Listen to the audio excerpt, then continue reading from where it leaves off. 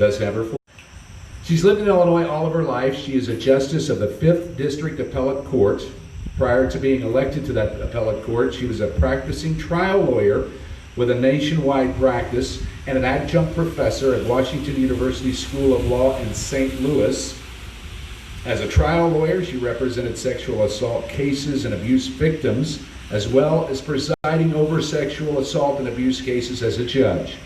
She has received many awards throughout her illustrious career, including Partner in Education Award from Southwestern Illinois College for her support and scholarship for students in arts and business.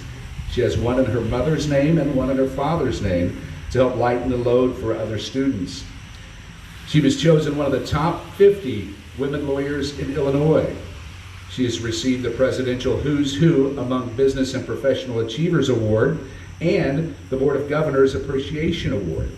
She's won Woman of the Year Award for the American Biographical Institute Board and Institutional Research. I knew I was going to have the trouble with that one, but I made it through.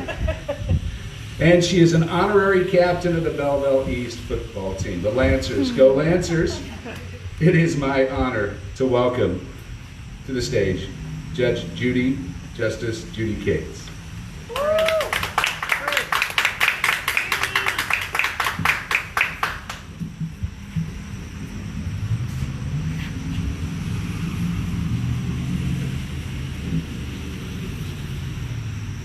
Good morning. Good morning. You know, I had some remarks prepared, and I do have remarks prepared, but never in my lifetime did I think I would be so honored to be amongst you women, Kenya, Carrie, to have to hear you tell a story about your life publicly that is so moving but so wrong. And for the civil justice system that I represent now, I am sorry. I'm sorry that we fail you and that the military fails you every day. My heart goes out to you because I know personally, having represented people like you, women like you, children like you, how difficult it is to tell that story. Because I've had to put women like you and children on the witness stand, representing them and seeing what they've gone through. So again, I'm sorry that the system has failed you, but enough is enough. Enough is enough, and that's what we need to say. Enough is enough. It's time to change the system. You know, I was interested about this MST. And my view on MST is my view kind of like other acronyms. It really is a way of minimalizing the trauma that's been experienced. I'd never heard the term MST. Let's call it what it is. It's criminal sexual assault, or it's rape, or it's sexual abuse. It's not MST. It's just not. We cannot minimalize what women go through. And this isn't my speech, by the way. But I was moved by the fact that you so readily accept it. We cannot accept an acronym. It just doesn't work for us. Because other people don't know what it is, so we must call it what it is. I stand before you today, though, as a woman, not a judge, not a justice sitting on the appellate court, which covers the 37 counties in Southern Illinois. I'm not here as a lawyer. I'm here as a woman. And I'm here to help you shine a light and raise my voice on the brutal and unfettered assaults on women in the military and on women generally. This is a systemic problem in our country, a problem that I have personally witnessed since 1978. I've never served in the military. But for those of you women here today, and for women who are listening to this message, I want to begin by saying thank you. Thank you for your service, because your service to the country allows people like me to enjoy the democracy and the freedom to speak here today. You know, women have been serving in our armed forces even before they were allowed to enlist. I mean, Betsy Ross sewed a flag. Women sewed the uniforms that the men in the Civil War wore. But since women have been allowed to actually enlist, men have been angered by that. They don't like it. They see you as a threat. Why? Because women are strong. We persist. We persist despite the obstacles.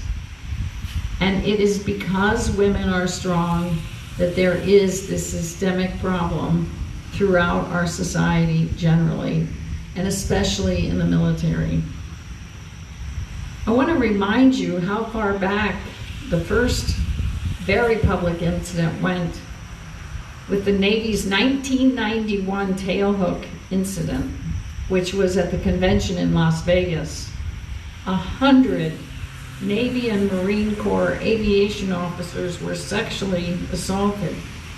83 women, 7 men.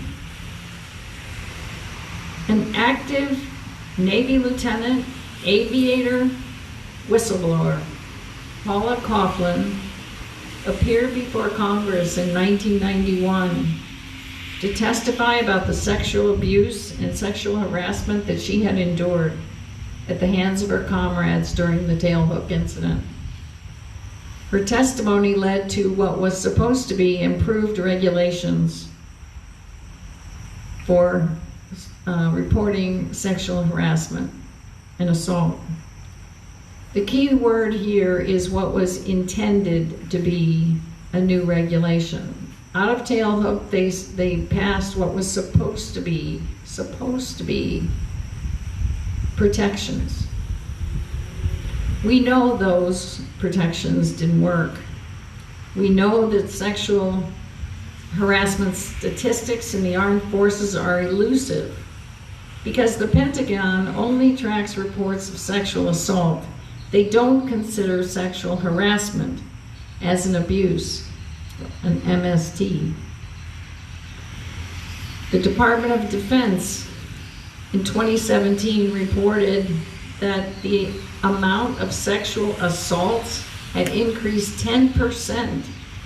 This is 2017 over the prior year. This report further indicated, and this was astonishing to me, that if a woman made a report of a sexual harassment, she was 16% more likely to then be assaulted. Why? We know the answer. Because now she's made a complaint, and now she's going to be bullied, and now she's got a 16% chance of being sexually assaulted, raped. In March of 2019, U.S. Senator Martha McSally, who was an Arizona Republican, said during a Senate meeting that she had been raped in the military. She was the first female pilot to fly in combat operations. Even she never reported the rape. And today, just 2 days ago, there was a march on Washington. The march was in honor of First Class Vanessa Guillen, or Gillen. Vanessa Gillen was 20 years old, went missing April 22nd of 2020 from Fort Hood, Texas. She was murdered, she was dismembered. And murder in itself is a heinous crime. But the real tragedy here is not just the murder of Vanessa, but the fact that it took 10 weeks to find her. And during those long 10 weeks, her family and people from all over this country raised their voices because Vanessa's had been silenced. A petition was started to hold the Army accountable for Vanessa's disappearance and the inept investigation that was being conducted by Fort Hood. The family was told nothing, and all they wanted, all they needed, was transparency in the investigation of the death of their daughter. Only when 180,241 signatures had been gathered did the White House respond. On June 10th, the Gillen family held a press conference to report that their daughter had related she had been sexually harassed at Fort Hood but could not report it. Again, the family begged for a more transparent investigation. Was the Army even searching for their daughter? They did not know. 2 days later, June 12th, the Gillen family was joined by many others and actually protested outside of Fort Hood.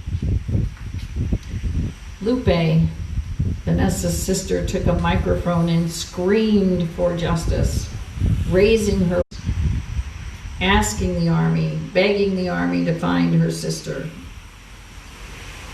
But on June 15th, the Army claimed that after interviewing 150 people, it could find no credible information or reports that Vanessa had been sexually assaulted. 7 days later, using the ping of a telephone from the suspect of interest, they found the burned remains of a human, but not of Vanessa completely. Vanessa was still missing. But they found the box that a witness had described Aaron Robinson had been dragging out of the base on the day or the morning after Vanessa went missing. The same kind of box that had been reported. Finally, on June 30th, the Army, the Cavalry Division, appointed a team to investigate whether Private First Class Vanessa Gillen was sexually assaulted. 10 weeks.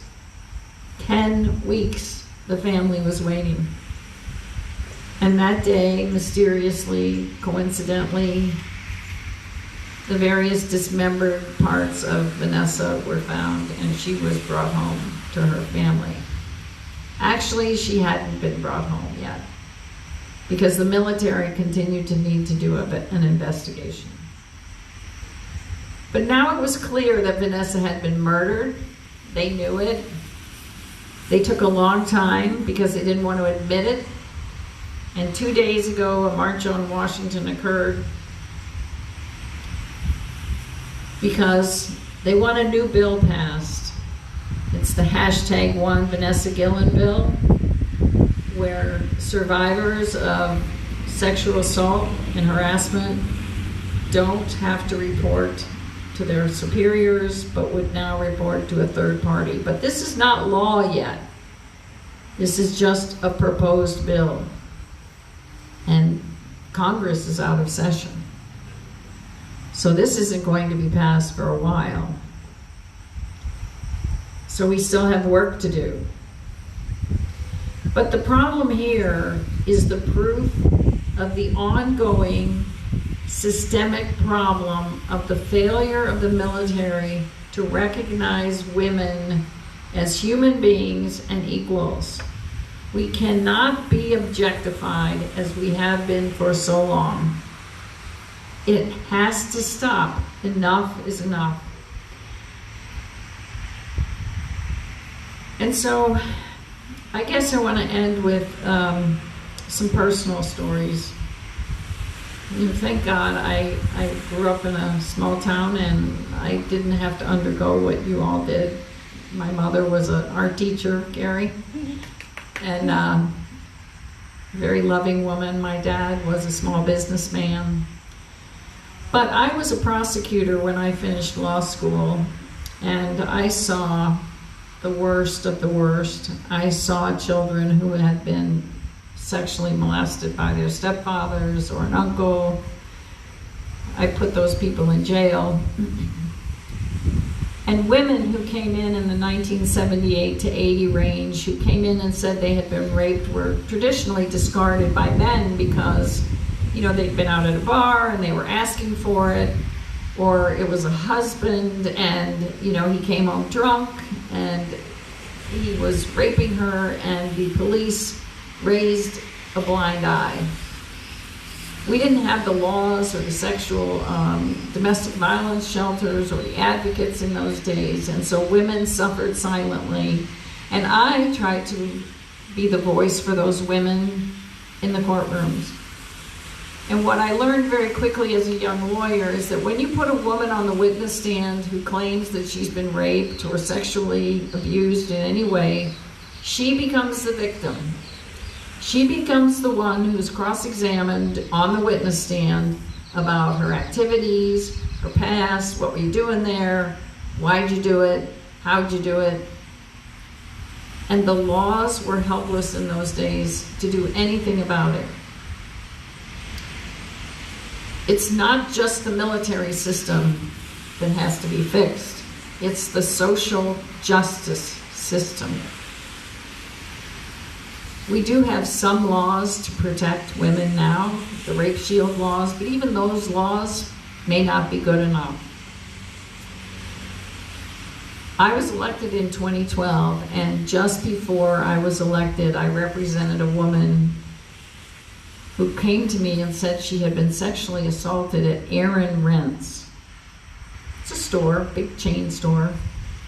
She was poor, she needed the job, and she was a good-looking, young, 19, 20-year-old woman, and this man had been groping her, and he finally pushed her down onto a couch and masturbated on her.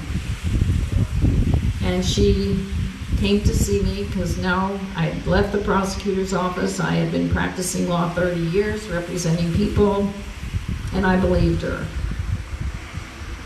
She'd been to other lawyers, but not a woman lawyer, not a woman who prosecuted and stood up for children and victims. So I believed her. And they made her the victim.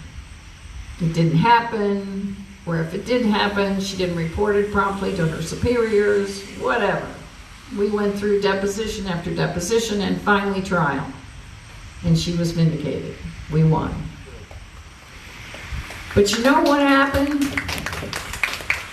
We won, and the judge told us, now you go in and settle that case, because if you don't, I just might take away that verdict. After all the work we had done. So I went onto the bench because that is never going to happen on my watch. Never. Never going to happen. And when I get to the Illinois Supreme Court, I will protect women, as I have always done, and as I pledge to you that I will always do, because enough is enough. We need to change the system. We need to raise our voices and say, enough is enough. Thank you.